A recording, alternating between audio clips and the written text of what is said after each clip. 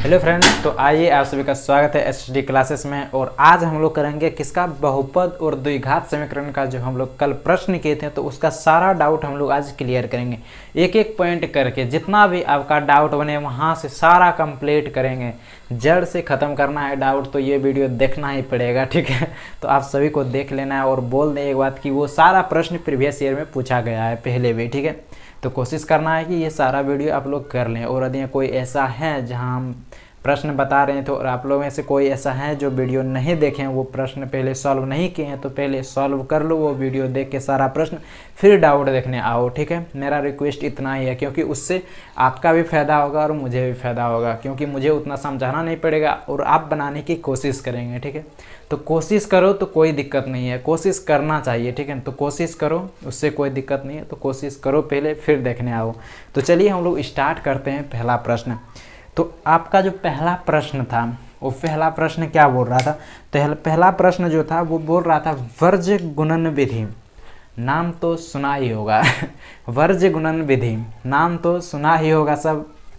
Verge गुणन विधि से समीकरण दे दिया हमारे पास दो, ठीक है।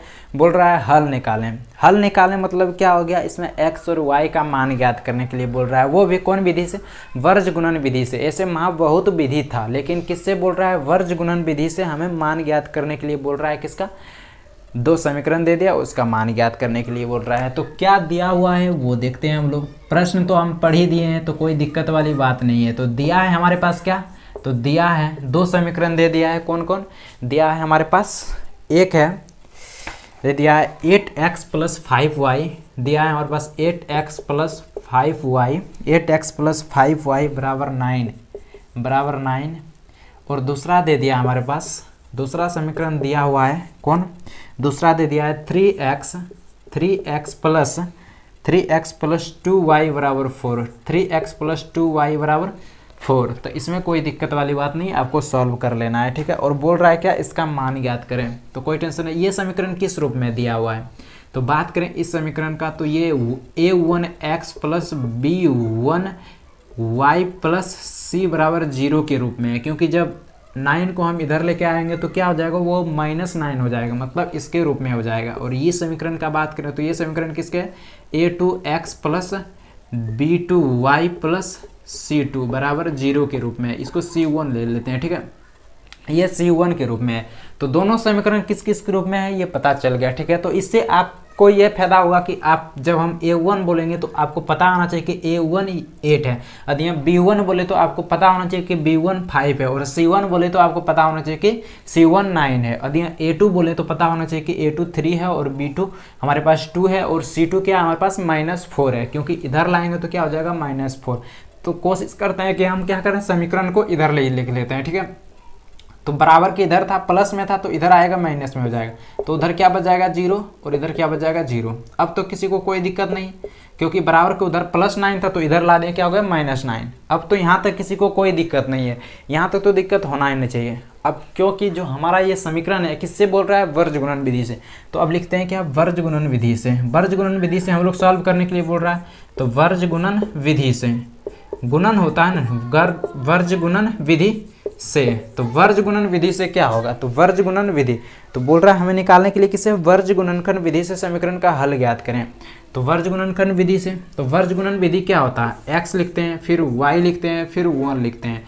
ये सब आपको भी सर ने बताया होगा, तो आपको याद नहीं होगा तो फिर से हम याद दिला देते हैं। तो x लिखते हैं, y लिखते हैं, 1 लिखते हैं, फिर यहाँ नीचे लिखते हैं b1 b2, फिर यहाँ लिखते हैं c1 c2, ठीक है। फिर यहाँ लिखते हैं a1 a2, फिर यहाँ लिखते हैं हम लोग क्या, b1 b2, फिर यहाँ लिखते हैं हम लोग c1 c2।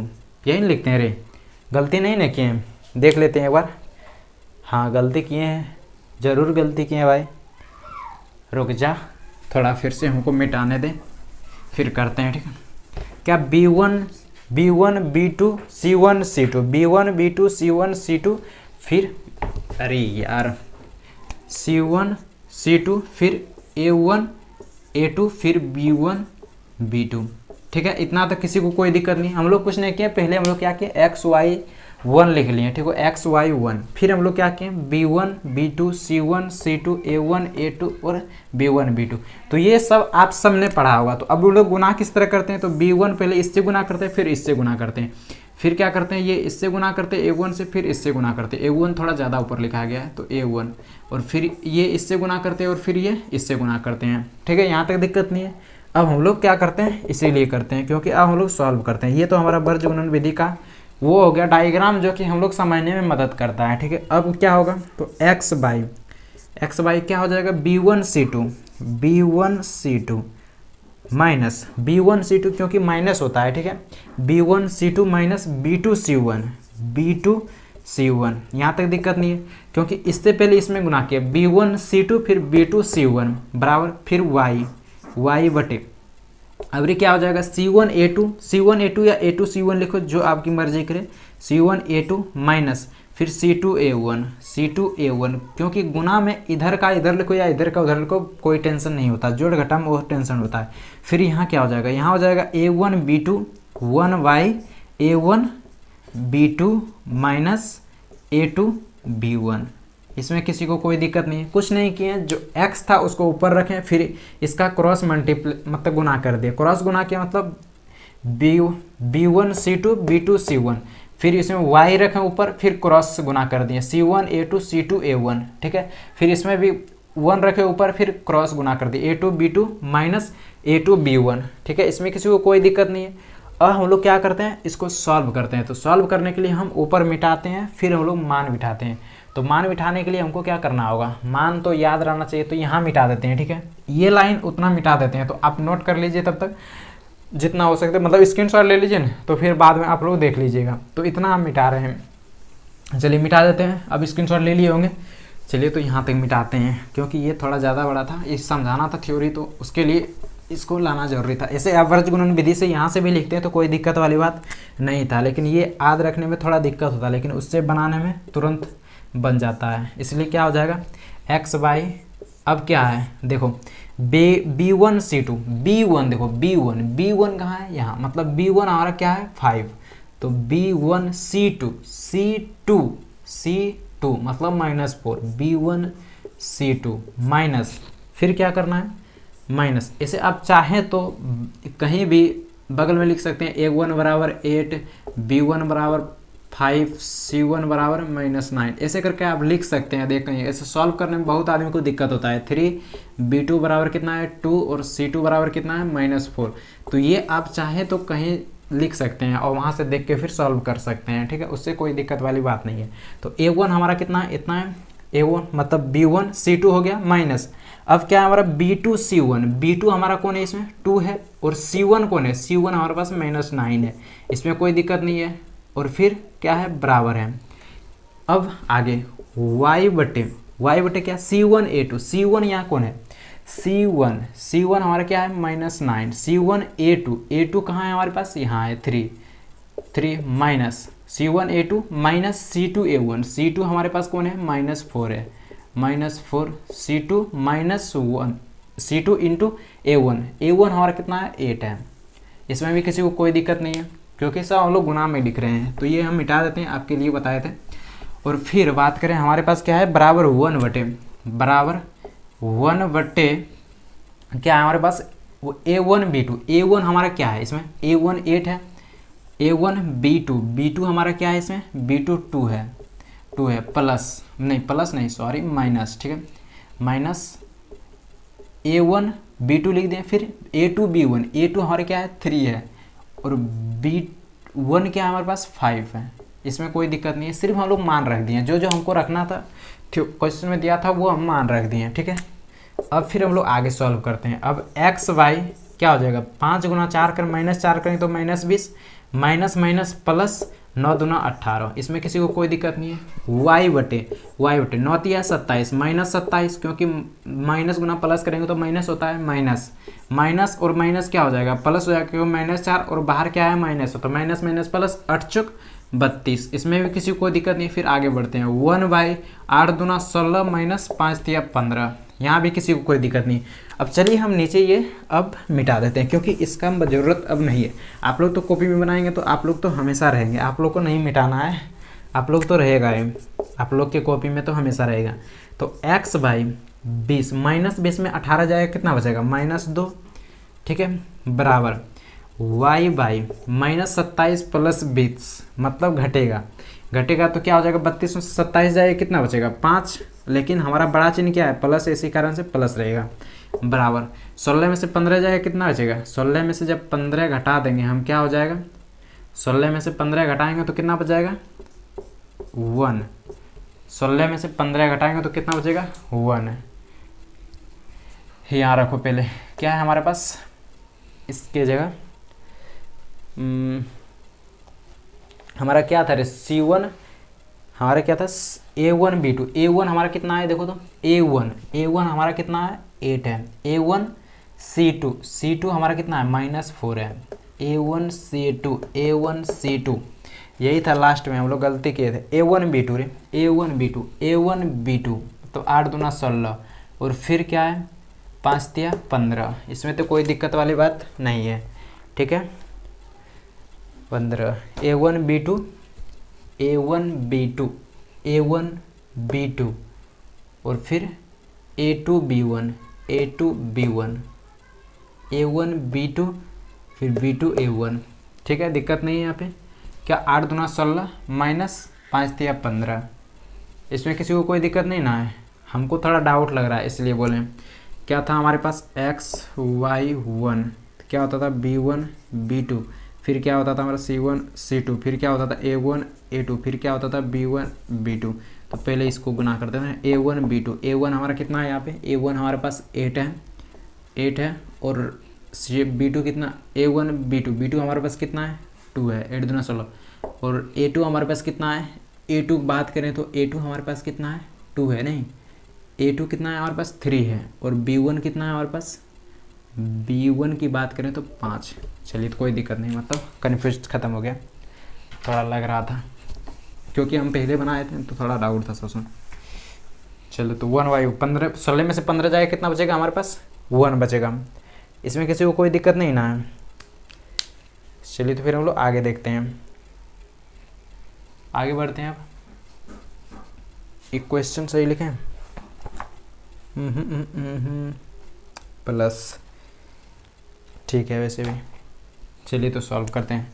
अब क्या है हमारे पास x -2 y 5 और फिर उधर क्या है 1/1, तो क्या हो जाएगा, अर्थात हमारे पास क्या है, ये दोनों जो है वो 1 के बराबर है, x बटे -2 भी 1 के बराबर है और y बटे 5 भी -1 मतलब 1 के बराबर है। तो क्या हो जाएगा, अर्थात हमारे पास आ जाता है, अर्थात x बाई -2 क्या है 1 के बराबर है, यहाँ -2 लिखें, ठीक है, -2 क्या है 1 के बराबर है, तथा हमारा y बटे 5 जो है वो भी क्या है 1 के बराबर है, x बटे -2 क्या है 1 के बराबर है, और हमारा y बटे 5 जो है वो भी क्या है -1 के बराबर है, दोनों हमारा क्या है 1 के बराबर है। चलिए हम लोग ऊपर सॉल्व करते हैं, तो मिटा देते हैं हम ऊपर, ये तो पहले का ही था।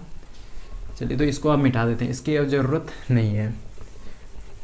तो क्या हो जाएगा, जब इनको हम सॉल्व करेंगे तो क्या आ जाएगा, x बराबर क्या आ जाएगा, तो x बराबर आ जाएगा -2 तथा y बराबर क्या आ जाएगा, तो y बराबर आ जाएगा क्या 5 × 1 करेंगे तो क्या आ जाएगा 5 ही आएगा, तो निकल गया। अतः x बराबर क्या आ जाएगा -2 तथा y बराबर क्या आ जाएगा, y बराबर 5। यही हमारा क्या हो गया, आंसर हो गया, इसमें किसी को कोई दिक्कत नहीं ना है। तो x बराबर कितना आ गया, तो x बराबर आ गया हमारा 2 -2 और y बराबर कितना आ गया 5 है,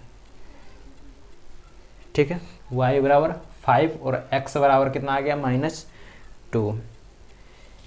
चलिए तो फिर हम लोग आगे बढ़े। अब चलिए तो अब आगे देखते हैं, कितना नंबर, दूसरा नंबर। चलिए तो हम लोग अब दूसरा नंबर देखते हैं, और दूसरा नंबर प्रश्न क्या बोल रहा है। तो आप देख सकते होंगे कि दूसरा नंबर प्रश्न, तब तक आप देख लीजिए, क्या एक बार पढ़ना है तो पढ़ लीजिए फिर से दूसरा नंबर प्रश्न, और फिर देखते हैं हम लोग दूसरा नंबर प्रश्न क्या बोलता है। अब स्टार्ट करते हैं दूसरा नंबर, और दूसरा नंबर में क्या है, तो दूसरा नंबर में बोल रहा है किसी त्रिभुज के 3 कोण x y तथा 40 डिग्री। चलिए तो पहले लिख लेते हैं, मान लो कोई त्रिभुज है हमारे पास, ठीक है, क्या है, कोई त्रिभुज है और त्रिभुज के 3 कोण दिया हुआ है, 3 कोण दिया हुआ है। मान लो ये x दिया है, ये y दिया है और एक का मान 40 डिग्री दे दिया है, ठीक है।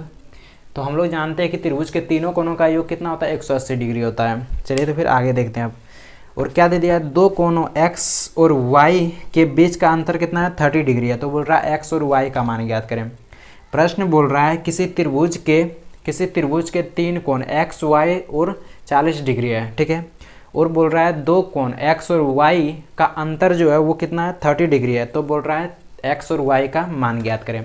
तो चलिए हम लोग x और y का मान ज्ञात करते हैं, क्योंकि हम जानते हैं x plus y plus 40 degree. तो क्या होगा, क्योंकि त्रिभुज के तीनों कोणों का योग क्या होता है, 180 डिग्री होता है, इसीलिए क्या हो जाएगा, x प्लस वाई बराबर क्या हो जाएगा, 180 डिग्री माइनस 40 डिग्री, अर्थात x प्लस वाई जो होगा वो कितना डिग्री के बराबर हो जाएगा, 140 डिग्री के बराबर हो जाएगा। इसको मान लेते हैं हम लोग समीकरण 1, ठीक है। तथा दिया हुआ क्या है, तथा दिया है, या प्रश्न से लिखो, प्रश्न अनुसार, प्रश्न से, प्रश्न लिखेंगे, ठीक है, प्रश्न से। तो प्रश्न क्या बोल रहा है, प्रश्न बोल रहा है हमारा कि दो कोणों का अंतर, मतलब दो कोण x और y का जो अंतर है कितना है, 30 डिग्री है। प्रश्न में क्या बोल रहा है, x माइनस वाई जो है वो कितना है, 30 डिग्री है। तो इसको मान लेते हैं समीकरण 2। अब समीकरण 1 और 2 को क्या करते हैं, जोड़ते हैं। समीकरण 1 तथा 2 को जोड़ने पर, अब समीकरण 1 तथा 2 को जोड़ने पर, अब समीकरण 1 तथा समीकरण 2 को जोड़ने पर, समीकरण कितना, 2 को जोड़ने पर, 2 को जोड़ने पर क्या करते हैं, इसको दोनों को जोड़ते हैं, जोड़ने पर क्या लिखें यहाँ पे, जोड़ने पर। समीकरण 1 तथा 2 को क्या करने पर, जोड़ने पर। जब इन दोनों को जोड़ते हैं, चलो तो पहले जोड़ के देख लेते हैं। x प्लस वाई बराबर हमारे पास कितना है, 140 डिग्री, ठीक है। ये समीकरण हमारा 1 है। और x माइनस वाई बराबर कितना है, 30 डिग्री है। ये हमारा समीकरण 2 है। तो इन दोनों को जोड़ते हैं तो क्या हो जाएगा, प्लस माइनस क्या हो जाएगा, ये तो दोनों खत्म हो जाएगा। यहाँ क्या हो जाएगा, x प्लस एक्स बराबर 2x बराबर कितना हो जाएगा, 140 और 30 जोड़ देंगे कितना हो जाएगा, 140 और 30 170। तो 2x बराबर कितना निकल गया, 170। इसीलिए x बराबर हमारा क्या आ जाएगा, तो इसीलिए x बराबर आ जाएगा 170/2, क्योंकि इधर गुना में था उधर गया भाग में। तो अजय इसको हम कटाते हैं तो कितना आ जाता, तो अभी कटाएंगे तो इतना 8 दूना 16, 5 दूना 10, 85 डिग्री। तो x का मान हमारा कितना निकल गया, 85 डिग्री। फिर हम x का मान किसी भी समीकरण में एक में रख देंगे, या तो 1 समीकरण में रखेंगे या तो दूसरा समीकरण में रख देंगे। तो क्या हो जाएगा, y का मान निकल जाएगा। जब हम x का मान निकाल लें तो y का मान तुरंत निकल जाएगा, क्योंकि हम x का मान निकालें कितना, 85 डिग्री। तो अब हम क्या करेंगे, समीकरण 1 या समीकरण 2 में x का मान हम लोग पुट कर देंगे। चलिए तो स्क्रीनशॉट ले लिए होंगे। तो चलिए हम आगे बढ़ते हैं, तो ऊपर मिटाते हैं। अब क्या करेंगे, समीकरण x का मान जो रखेंगे किस में रख देंगे, समीकरण 1 या 2 में रख देंगे, ठीक है। तो x का मान किस में रख देंगे, x का मान समीकरण, कौन समीकरण में रखें, चलो बता दो। तो किसी भी एक समीकरण में रख दो, किसी भी समीकरण में रखेंगे आपका आंसर उतना ही आएगा, ठीक है। समीकरण 1 में रखने पर, 1 में रखने पर, जब समीकरण 1 में रखेंगे, समीकरण x का मान समीकरण 1 में रखने पर, चलिए तो हम लोग रखते हैं। तो समीकरण 1 क्या है हमारे पास, x प्लस वाई बराबर 140 डिग्री। तो x की जगह हम लोग कितना रखेंगे, 85 डिग्री। x की जगह कितना रखेंगे, 85 डिग्री, प्लस y बराबर क्या हो जाएगा, 140 डिग्री। अब सॉल्व करते हैं तो y बराबर क्या हो जाएगा, 140 डिग्री, और इधर प्लस में है तो उधर जाएगा कितना हो जाएगा, 85 डिग्री माइनस 85 डिग्री। जब इनको हम लोग घटाएंगे तो कितना डिग्री आ जाएगा, 140 में से यदि 85 घटा दें, 140 माइनस 85, 85 डिग्री। तो क्या हो जाएगा, 10 में से 5 जाएगा 5, तो शायद 55 डिग्री आएगा ना।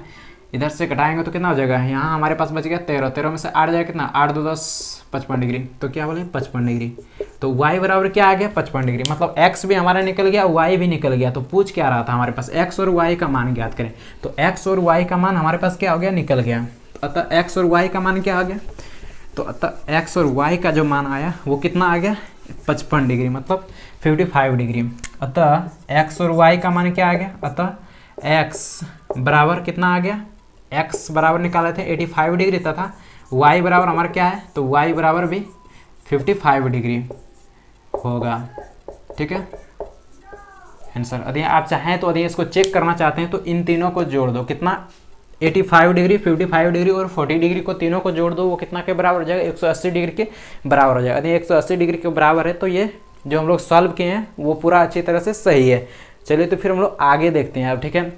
यदि आप लोग को थोड़ा वॉल्यूम से प्रॉब्लम होता है तो कोई टेंशन नहीं, क्योंकि इधर मंदिर है तो उसके कारण से वॉल्यूम आ रहा है थोड़ा सा, और बच्चा है पीछे तो वो लोग चिल्ला रहा है, कोई दिक्कत नहीं, हम लोग अपना काम करते हैं। चलिए तो हमारा दूसरा नंबर भी कंप्लीट हो गया। अब हम लोग आगे देखते हैं कितना नंबर, तीसरा नंबर। और तीसरा नंबर क्या है वो देख लीजिए आप लोग तुरंत, प्रश्न पलटा के अपना। आप लोग तो लिखे ही होंगे सारा प्रश्न ना, तो सारा प्रश्न देखते रहिए और अपना भी जो आप बनाए हैं वो भी मिलाते रहिएगा कि कहाँ गलती किए थे हम। चलिए तो हम लोग अब तीसरा नंबर देखते हैं। और तीसरा नंबर क्या है, तीसरा नंबर में बोल रहा है यदि किसी संख्या और उसके व्युत्क्रम का योग, यदि किसी संख्या और उसके व्युत्क्रम का योग कितना है, 10/3 है, तो बोल रहा है वो संख्या ज्ञात करें। यदि किसी संख्या और उसके व्युत्क्रम मतलब उल्टा, व्युत्क्रम का योग कितना है, 10/3 है, तो बोल रहा है संख्या ज्ञात करें। चलिए तो हम लोग मानते हैं इसमें, ठीक है। माना कि हमारा जो संख्या है, क्या माना कि संख्या x है, हमारा जो संख्या है वो क्या है, x है। माना कि हमारा जो संख्या है वो क्या है, x है, ठीक है। मान ली हम संख्या कितना x हुए। अब प्रश्न अनुसार या प्रश्न से ही लिखते हैं, प्रश्न से। अब प्रश्न में क्या बोल रहा है, तो प्रश्न में क्या बोल रहा है आप लोग देखिए तो प्रश्न बोल रहा है जो संख्या हमारा और उसका जो व्युत्क्रम है, संख्या और उसके व्युत्क्रम का योग कितना दे दिया है, 10/3 दे दिया है, ठीक है। संख्या और उसके व्युत्क्रम का योग मतलब संख्या हमारा x है, तो संख्या और उसके व्युत्क्रम मतलब x दिया हमारा वो संख्या है, तो x नहीं मतलब कुछ भी मान लो। यदि 10 हमारा संख्या है तो उसका व्युत्क्रम क्या होगा, 1/10। यदि हमारे पास y हमारा संख्या है तो उसका व्युत्क्रम क्या हो जाएगा, 1/y, क्योंकि उसका उल्टा क्या होता है, उल्टा मतलब क्या, मतलब उसको उल्टा दो तो कोई टेंशन नहीं, क्या हो जाएगा हमारे पास 10 का 1/10, इसलिए x का व्युत्क्रम क्या हो जाएगा, 1/x। तो क्या हो जाएगा, संख्या और उसके व्युत्क्रम का योग मतलब संख्या और उसके व्युत्क्रम हम लोग निकालनी है x, क्योंकि x का व्युत्क्रम क्या होगा, 1/x का योग कितना है, 10/3 है, 10/3 है। बोल रहा है वो संख्या ज्ञात करें। चलिए तो हम लोग सॉल्व करते हैं। प्रश्न से हम लोग क्या निकले, संख्या और उसके व्युत्क्रम का योग 10/3 है, ये प्रश्न हमारा बोल रहा था। हम लोग सॉल्व करते हैं। क्या होगा, यहाँ x यहाँ नहीं तो कुछ है 1 है, तो x हम लोग कॉमन लेते हैं। x जब कॉमन लेंगे तो यहाँ क्या हो जाएगा, x 1 है, तो यहाँ x लाने के लिए यहाँ x से गुना करेंगे तो ऊपर भी गुना करेंगे तो क्या हो जाएगा, x × x = x², क्योंकि आप लोग सबने भिन्न का जोड़ बनाया होगा, ठीक है। चलिए तो लोग आगे सॉल्व करते हैं। तो +1 बराबर क्या हो जाएगा, 10/3। इसमें किसी को कोई दिक्कत नहीं। अब क्या होगा, इधर जो 3 हमारा भाग में है तो इधर क्या हो जाएगा, गुना में जाके गुना हो जाएगा, इधर क्या होगा, गुना में आएगा, तो क्या हो जाएगा 3 × x² + 1 बराबर कितना हो जाएगा, 10 × x।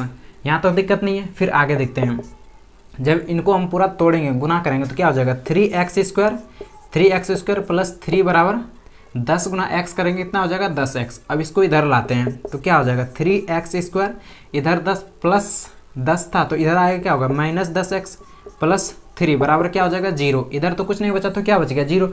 अब इनका क्या करते हैं हम लोग, गुणनखंड निकालते हैं, ठीक है। गुणनखंड किस तरह निकालते हैं तो आप लोग को हम एक वीडियो में बताए थे कि गुणनखंड किस तरह निकालते हैं। यदि आप समय किसी कोई ऐसा लगता है कि हमको गुणनखंड नहीं आता है तो कोई टेंशन, हम उसका लिंक डिस्क्रिप्शन में डाल देंगे, तो आप लोग वहाँ से गुणनखंड निकालने के लिए सीख लीजिएगा। तो चलिए इसको गुणनखंड निकालते हैं। तो इसके लिए क्या करना होगा, 3x² का 3x² ही, कोई टेंशन नहीं। हमें क्या करना होता है, इसको इस तरह तोड़ना पड़ता है कि इन दोनों के गुना के बराबर होना चाहिए। चलिए तो इनको तोड़ते हैं, मतलब जब इनका हम गुना करेंगे तो इन दोनों के गुना के बराबर होना चाहिए और जोड़ेंगे तो इतना होना चाहिए। तो इनका कितना होता है, 3 3 9x²। तो इसको किस तरह तोड़ें, तो इसको किस तरह तोड़ना पड़ेगा, तो इसको तोड़ना पड़ेगा 9 मतलब 10x है तो इसको किस तरह करना पड़ेगा, 9x - x + 3 बराबर 0। अब देख सकते हैं जब हम इन दोनों को ऐड करेंगे तो -10x आएगा। कैसे, -9x - x, तो -10x, और फिर इन दोनों का जब गुना करेंगे तो इन दोनों के गुना के बराबर आएगा, 3 × 9x², तो 9 प्लस हो जाएगा और 9x², दोनों क्यों इक्वल हो रहा है। तो अब हमारा गुणनखंड जो है क्या है, सही है। अब चलिए हम इसमें से कॉमन करते हैं, जो कॉमन है उसको कॉमन लेते हैं। 3x इन दोनों में कॉमन है, इसमें और इसमें दोनों में 3x कॉमन है। जब 3x ले लेते कॉमन तो क्या बच जाता, x बच जाता माइनस, यहाँ हमारे पास क्या बचाएगा, जब 3x कॉमन ले लिए तो क्या बचे, x भी कॉमन ले लिए, कि इसमें कितना बचा, 3 बचा, माइनस जब इसमें हम 1 कॉमन ले लेंगे तो क्या बचेगा, तो यहाँ बचेगा x - 3, क्योंकि माइनस के कारण ये क्या हो जाएगा हमारा, माइनस के कारण ये प्लस क्या हो जाएगा, माइनस में चेंज हो जाएगा, बराबर क्या हो जाएगा 0। यहाँ तक दिक्कत नहीं है। चलिए तो हम लोग इतना तक आप लोग स्क्रीनशॉट ले लीजिए, फिर हम लोग ऊपर देखते हैं, ऊपर हम मिटाते हैं। यहाँ तक स्क्रीनशॉट ले लीजिए।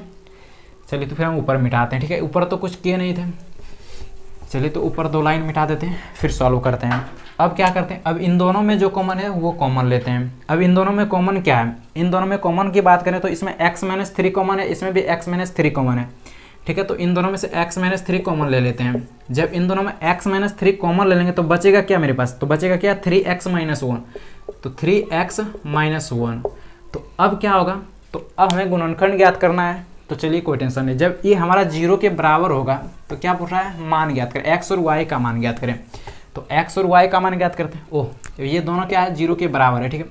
अर्थात हमारे पास क्या आ जाएगा, अर्थात हमारा जो दोनों समीकरण निकला है वो क्या होगा, 0 के बराबर हो जाएगा। x-3 भी 0 के बराबर होगा, और फिर क्या हो जाएगा, तथा हमारे पास जो दूसरा निकला है क्वेश्चन तो वो क्या हो जाएगा, इतना भी हमारे पास 0 के बराबर, दोनों क्या होगा 0 के बराबर होगा। जब इनको सॉल्व करेंगे तो हमारा x का मान निकल जाएगा। ये क्या हो जाएगा, x बराबर 3, और इधर क्या हो जाएगा 3x बराबर, जब -1 को उधर बराबर के उधर लेके जाएंगे क्या हो जाएगा +1, और फिर सॉल्व करते हैं। ये तो हमारा एक मान तो निकल गया, और दूसरा मान क्या निकल जाएगा, x बराबर, यहाँ हमारा गुना में है तो उधर जाए क्या हो जाएगा भाग में 1/3।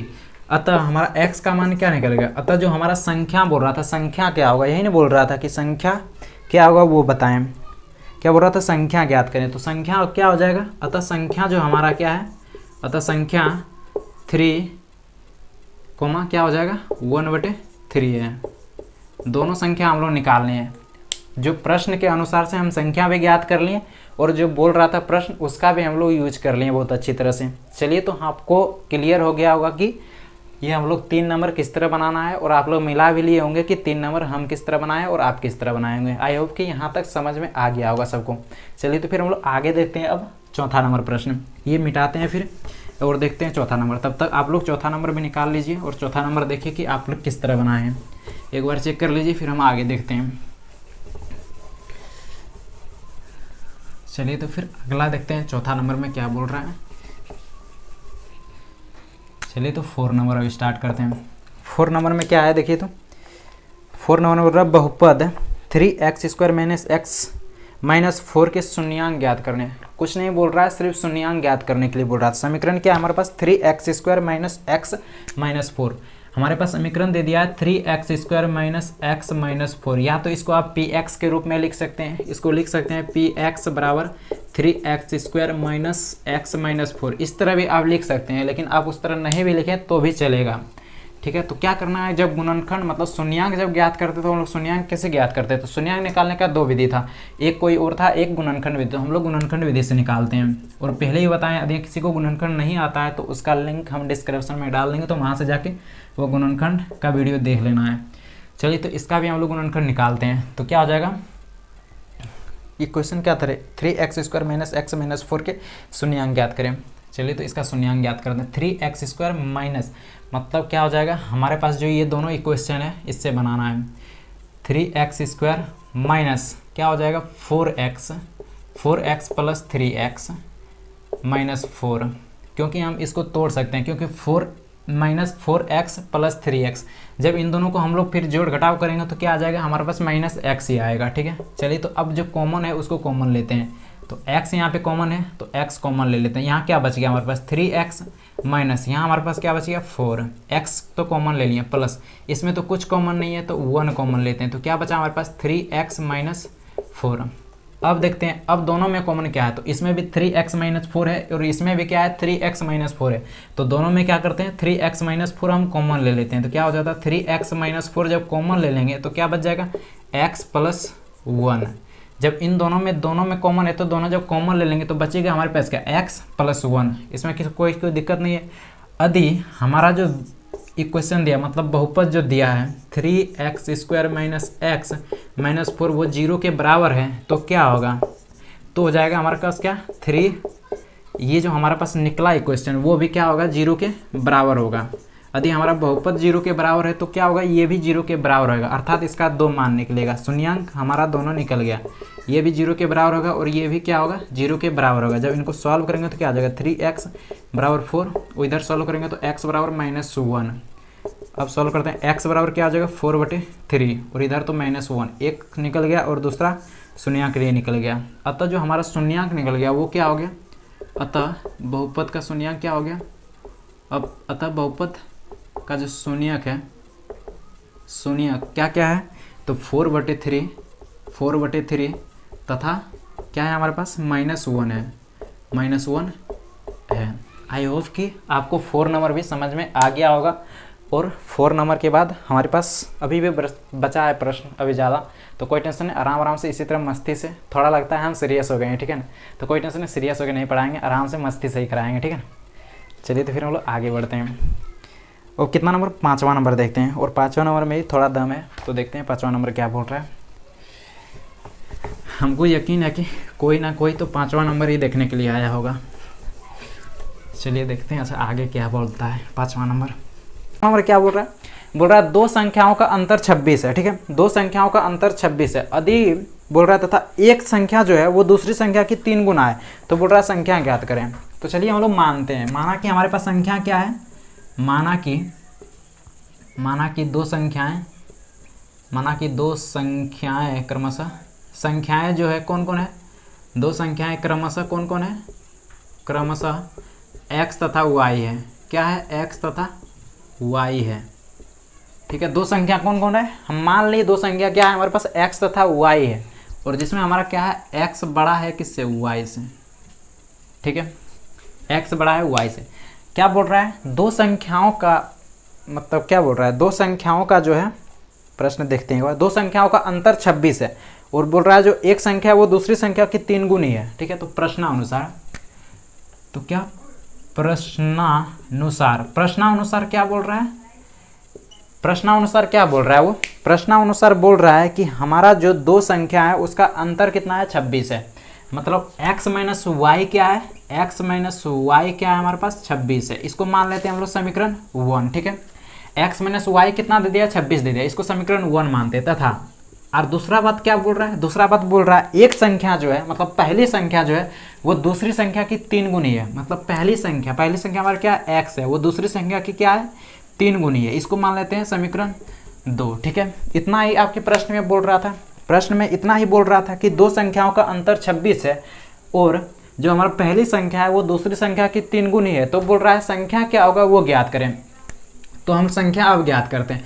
अब हमारे पास 2 मान निकल गया, प्रश्नानुसार जो प्रश्न में दिया था वो हम लोग कर लिए, ठीक है। अब हम लोग क्या करते हैं, अब हम लोग इस समीकरण 2 का मान किस में रखते हैं, समीकरण 1 में रखते हैं। अब समीकरण 2 का मान, अब समीकरण 2 का मान क्या करते हैं, समीकरण 1 में रखते हैं। अब समीकरण 2 का मान, समीकरण को शॉर्ट में लिखते हैं, ठीक है। समीकरण 2 का मान किस में रखते हैं, समीकरण 2 का मान समीकरण 2 में, समीकरण 2 का मान समीकरण 1 में रखने पर, ठीक है।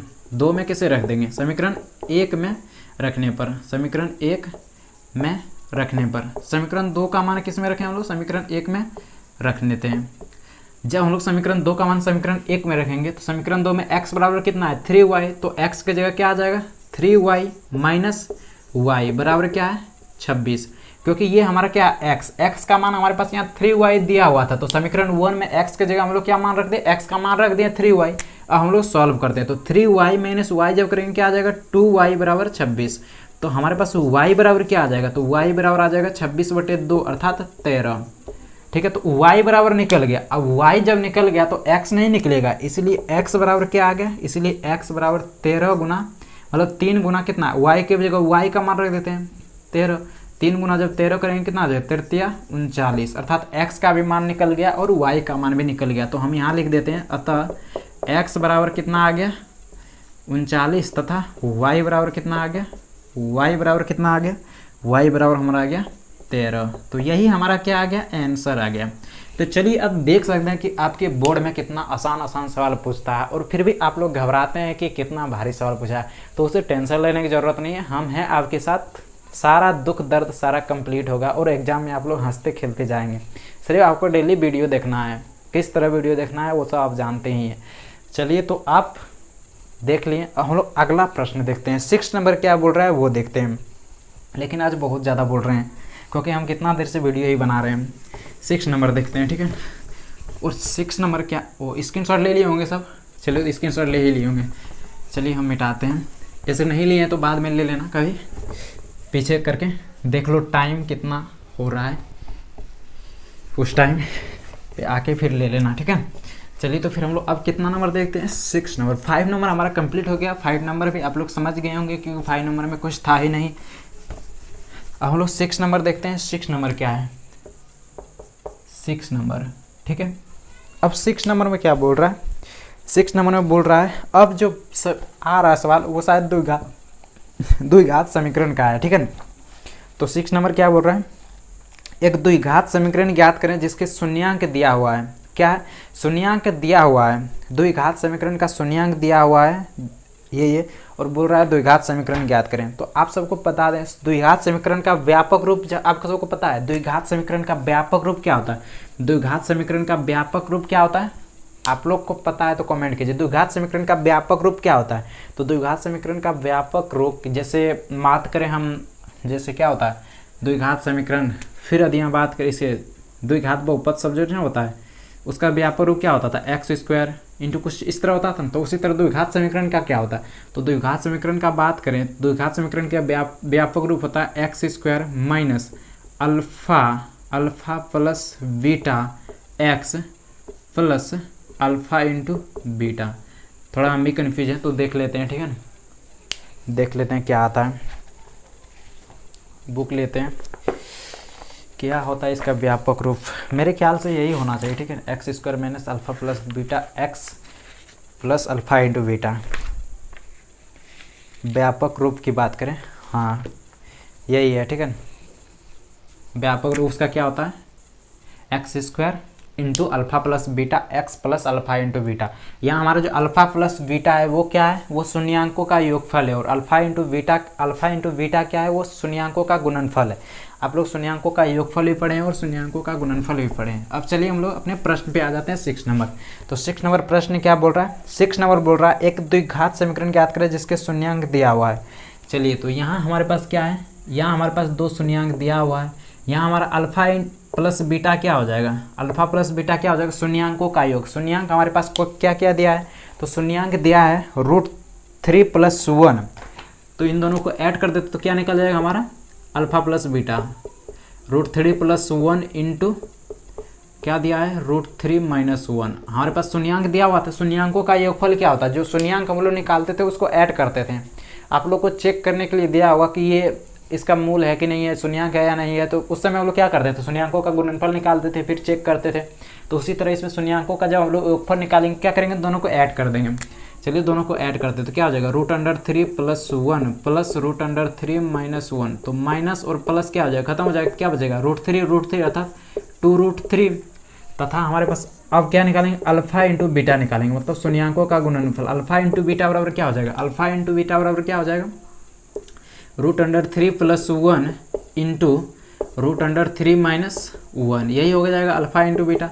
अब क्या होता है, a + b into a - b बराबर a² - b²। ये सबको आता होगा a² - b²। तो a² जब इसका स्क्वायर करेंगे क्या हो जाएगा, 3 - 1 बराबर क्या आ जाएगा, 2। तो अल्फा इंटू बीटा क्या निकल गया, 2 निकल गया। और अल्फा प्लस बीटा कितना निकल गया, मतलब शून्यांकों का योगफल कितना आ गया, 2√3 और शून्यांकों का गुणनफल कितना आ गया, 2। तो हम लोग जानते हैं कि हमारा द्विघात समीकरण का व्यापक रूप क्या होता है, क्योंकि द्विघात समीकरण का व्यापक रूप, इसीलिए द्विघात समीकरण का व्यापक रूप, क्योंकि हम लोग जानते हैं क्या कि द्विघात समीकरण का व्यापक रूप क्या होता है। तो उसी तरह हम लोग क्या हो जाएगा, इसका भी हो जाएगा। अतः अभिष्ट जो हमारा समीकरण निकलेगा, क्या बोल रहा था हमारे पास, द्विघात समीकरण ज्ञात करने के लिए। तो हमारा क्या हो जाएगा, द्विघात समीकरण क्या निकल जाएगा, अभिष्ट द्विघात समीकरण। हमारे द्विघात समीकरण निकालने के लिए बोल रहे हैं। तो अभिष्ट द्विघात समीकरण क्या हो जाएगा, तो अभिष्ट द्विघात समीकरण। तो अभिष्ट द्विघात समीकरण क्या हो जाएगा, तो हम लोग इसका व्यापक रूप किस तरह लिखे थे, तो x² minus alpha plus beta x plus alpha into beta, यही था इसका व्यापक रूप। अब इसके जगह मान रख देते हैं। तो मान हमारा क्या, x² तब x² ही रहेगा। Minus alpha plus beta. Alpha plus beta का मान कितना है 2√3। अल्फा प्लस बीटा का मान रख दिया 2√3 और x गुना में है तो x plus alpha into beta. Alpha into beta कितना निकला है हमारा 2 निकला है। यहाँ देख लो अल्फा इंटू बीटा कितना है 2 है, तो अल्फा इंटू बीटा क्या है 2 है, तो 2 रख दिए। तो हमारा व्यापक रूप मतलब द्विघात समीकरण क्या आ गया x² माइनस 2√3x प्लस 2। ठीक है, इसका व्यापक रूप जो मतलब द्विघात समीकरण क्या निकल गया, इतना निकल गया। तो यहाँ तक दिक्कत नहीं होगा किसी को, ये भी बहुत आसानी से बन गया होगा क्योंकि इसमें भी कोई दिक्कत वाले। अब चाहें तो ये द्विघात समीकरण पूरा ऊपर में भी लिख सकते हैं क्योंकि द्विघात समीकरण का व्यापक रूप ये होता है, फिर अल्फा प्लस बीटा का मान सीधा रख के फिर ज़्यादा बड़ा सॉल्यूशन होगा। ऐसे हम पहले निकालने फिर सीधा मान रख दें तो कम में हो गया। तो आपको देख लेना, आपको जिस तरह से बनाना हो, सिर्फ आपको द्विघात समीकरण सेम आना चाहिए। और लैंग्वेज तो अलग इधर उधर होते ही रहता है क्योंकि हम कुछ लिखे हैं और कुछ लिखा है और कोई कुछ लिखा है, तो कुछ भी लिख सकता है, कोई दिक्कत नहीं, लैंग्वेज का कोई टेंशन नहीं है। ठीक है, चलिए तो हम लोग आगे बढ़ते हैं। अब 7वां नंबर, चलिए हम लोग करीब पहुंच रहे हैं अपने प्रश्न की ओर। अब ज़्यादा प्रश्न बचा नहीं है, चलिए तो देखते हैं अब 7वां नंबर क्या बोल रहा है। ठीक है, अब 7वां नंबर प्रश्न देखते हैं और 7वां नंबर प्रश्न क्या है उसको भी अच्छी तरह से आसानी से सॉल्व करेंगे इसी तरह। और बता दें आप सबको, मतलब बता दें आप सबको कि हम लोग क्या सोमवार से लाइव आ रहे हैं 7 बजे। ठीक है, कितना बजे 7 बजे, सोमवार से लाइव आ रहे हैं 7 बजे। और संडे स्पेशल भी 7 बजे, संडे को भी 7 बजे। और सोमवार संडे तो डेली आएंगे ही, संडे तो अपने ज़िंदगी मतलब हंसी खुशी की बात है, तो संडे तो डेली अपनी मस्ती करेंगे। ठीक है, लेकिन मंडे जो करेंगे तो मंडे हम लोग ऑब्जेक्टिव करेंगे। ठीक है, किसी भी विषय का ऑब्जेक्टिव, तो आप कोशिश करना जुड़ना। चलिए 7वां नंबर क्या है, हल करें। 7वां नंबर में क्या दिया है, हल करें किसका, √13 माइनस x²। क्या दे दिया, √13 माइनस x² बराबर x प्लस 5। इसका बोल रहा है क्या, हल ज्ञात करें, मतलब हल निकालने के लिए बोल रहा है। तो कोई टेंशन, क्या करेंगे पहले हम लोग दोनों तरफ स्क्वायर कर देते हैं। दोनों तरफ स्क्वायर मतलब वर्ग करने पर, दोनों तरफ क्या करेंगे, वर्ग करेंगे। वर्ग करने पर स्क्वायर करने पर या वर्ग करने पर, हिंदी में उसको वर्ग बोला जाता है, इंग्लिश में स्क्वायर बोला जाता है। ठीक है, दोनों तरफ वर्ग करते हैं तो क्या हो जाएगा, चलिए तो पूरा डिटेल से ये भी समझते हैं। 13 माइनस x² का स्क्वायर करते हैं बराबर x प्लस 5 का स्क्वायर करते हैं। ठीक है, इसमें किसी को कोई दिक्कत नहीं। जब इसका स्क्वायर करेंगे तो रूट खत्म हो जाएगा, क्या बचेगा 13 माइनस x² बराबर। अब इसको सॉल्व करते हैं, ये क्या हो जाएगा a² plus b² 25 plus 2ab 5 दूना 10x। ठीक है, अब क्या करते हैं, पूरा इसको उधर लेके जाते हैं। ठीक है, इसको पूरा उधर लेके जाते हैं तो क्या हो जाएगा, इधर जब लेके आएंगे तो क्या हो जाएगा x² minus x² plus 10x plus 25 minus 13 minus, क्योंकि प्लस था इधर आएगा तो क्या हो जाएगा माइनस बराबर 0। इसमें किसी को कोई दिक्कत नहीं क्योंकि यहाँ से सारा हम उधर उठा के ले गए, मतलब यहाँ जो बचा क्या हो गया 0, जस्ट इसको उल्टा करके लिख दिया। ठीक है, इसमें किसी को कोई दिक्कत नहीं। माइनस, अरे इधर माइनस है तो उधर जाएगा तो प्लस हो जाएगा ना, यहाँ प्लस। तो क्या हो जाएगा, इन दोनों को जब ऐड करेंगे x² प्लस x² तो क्या हो जाएगा 2x² प्लस 10x प्लस हो जाएगा 15 में से जब 25 में 13 घटाएंगे तो कितना हो जाएगा 12 बराबर क्या आ जाएगा 0। अब इनको क्या करते हैं हम लोग, इनको डिवाइड मतलब तोड़ते हैं। पहले जो कॉमन आता है उसको कॉमन ले लेते हैं। 2 कॉमन आ रहा है तो क्या बचेगा x² प्लस 5x प्लस 6 बराबर क्या आ जाएगा 0। जब ये हमारे पास क्या है, ये हमारा गुना में है, गुना में उधर जाएगा क्या हो जाएगा भाग में, तो क्या बचेगा x² प्लस 5x प्लस 6 बराबर 0। आप बोलेंगे 0 की ये 2 किधर गया, तो किसी भी संख्या में 0 से भाग देने पर वह 0 के बराबर ही होता है। ठीक है, तो इसमें किसी को कोई दिक्कत नहीं। अब हम लोग गुणनखंड निकाल, देख लो गुणनखंड का कितना महत्वपूर्ण है क्योंकि अधिकतम जगह गुणनखंड ही करना पड़ता है फैक्टर। तो गुणनखंड अब किस तरह करेंगे, तो x²। अब इसको किस तरह तोड़ें जो कि 5x के बराबर आ जाए, तो 5x के बराबर आने के लिए क्या करेंगे, इसको 2x प्लस 3x के रूप में तोड़ देते हैं बराबर 0। यहाँ तक दिक्कत नहीं किसी को, हम लोग तोड़ दिए। जल्दी से स्क्रीनशॉट ले लो फिर हम ऊपर मिटाते हैं। स्क्रीनशॉट ले लिया, कुछ नहीं किए, सिर्फ हम लोग फैक्टर कर रहे हैं मतलब गुणनखंड कर रहे हैं, सिर्फ अभी तोड़े हैं। 5x को 2x प्लस 3x हम लिख सकते हैं। चलिए तो फिर हम ऊपर मिटाते हैं। अब ऊपर फिर 2 लाइन मिटाते हैं, ज़्यादा नहीं मिटाते हैं, ज़्यादा क्या करेंगे मिटा के। ठीक है, चलिए तो अब हम लोग इसको क्या करते हैं, पूरा हम लोग निकालते हैं। मतलब यहाँ हमारा जो कॉमन है उसको कॉमन करते हैं, x कॉमन ले लेते हैं, फिर क्या बचेगा x प्लस 2। x जब कॉमन ले लेंगे क्या बचेगा, तो यहाँ हमारे पास x बचा और यहाँ 2 बचा, क्योंकि x तो कॉमन ले लिए प्लस इसमें हमारे पास 3 दोनों में है, 3 तो कॉमन ले लेते क्या बच जाता x प्लस 2, क्योंकि 3 दूना 6, इसमें भी 3 कॉमन ले लिए तो 3 कॉमन लेने क्या बचेगा, यहाँ 2 बचेगा, बराबर क्या होगा 0 होगा। इसमें किसी को कोई दिक्कत नहीं। फिर हम लोग क्या करते हैं, इन दोनों में कॉमन क्या है, इनमें x प्लस 2 दोनों में है, तो दोनों में से x प्लस 2 क्या करते हैं हम कॉमन कर लेते हैं। जब x प्लस 2 कॉमन कर लेंगे तो क्या बचेगा हमारे पास x प्लस 3 बचेगा, तो ये क्या हो जाएगा, ये भी 0 के बराबर हो जाएगा। अब हमारा क्या होगा, 2 सोल्यूशन आ गया, x प्लस 2 भी 0 के बराबर है और x प्लस 3 भी 0 के बराबर है। अब हमारे दोनों मान निकल जाएगा, अर्थात x प्लस 2 बराबर क्या हो जाएगा 0, अर्थात x प्लस 2 बराबर 0 और x प्लस 3 बराबर भी क्या हो जाएगा 0।